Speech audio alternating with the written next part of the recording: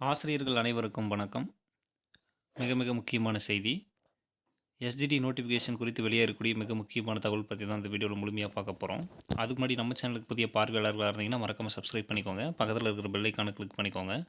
அப்பதான் டிஆர்பி மற்றும் பள்ளிக் கல்வித்துறையில எந்த ஒரு அப்டேட் வந்தாலும் மிஸ் பண்ணாம பார்க்க முடியும். சரி, ஓகே, வாங்க வீடியோக்குள்ள போகலாம். அதுக்கு முன்னாடி நம்ம சேனலுக்கு சப்போர்ட் பண்ணணும் அப்படின்னு நினைச்சீங்கன்னா, வளர்ந்துகிட்டு இருக்கிற நம்மளோட சேனலுக்கு சப்போர்ட் பண்ணணும்னு நினைச்சீங்கன்னா, கீழ இருக்கிற தேங்க்ஸ் அப்படிங்கிற ஆப்ஷன செலக்ட் பண்ணி உங்களால முடிஞ்ச உதவிய நீங்க செய்யலாம். ஓகே, வாங்க வீடியோக்குள்ள போகலாம்.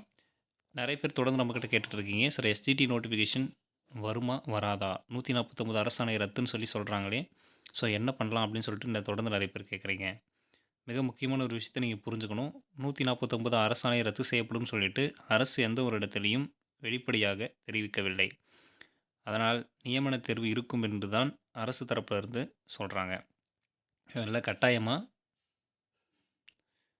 நியமன தேர்வு அப்படிங்கிறது உறுதியாக இருக்கும். அதனால் அதை பற்றி நீங்கள் யோசிக்க வேண்டிய அவசியம் கிடையாது. எஸ்ஜிடி எக்ஸாம் கட்டாயமா வரப்போகுது அப்படிங்கிற மாதிரியான தகவல் வந்திருக்கு. ஸோ அதுக்கான நோட்டிஃபிகேஷன் கூடிய விரைவில் வெளியாகும். பட்ஜெட் தாக்கலாகப் போகிறது இன்னும் ஓரிரு வாரங்களில். ஸோ எஸ்ஜிடிக்கான கரண்ட்டில் எவ்வளோ இருக்கிறாங்க வேக்கன்சி, ரிட்டயர்டுமெண்ட் ஆனா எவ்வளோ வேக்கன்சி வந்து கிரியேட் ஆகும், ஸ்டூடண்ட்ஸ் புதுசா ஜாயின் பண்ணியிருக்கிறாங்க. அதனால எவ்வளோ வேக்கன்சி கிரியேட் ஆயிருக்கு அப்படிங்கிறத கணக்கெடுக்கும் பணிகள் தீவிரமாக நடைபெற்றுக் கொண்டிருக்கிறது.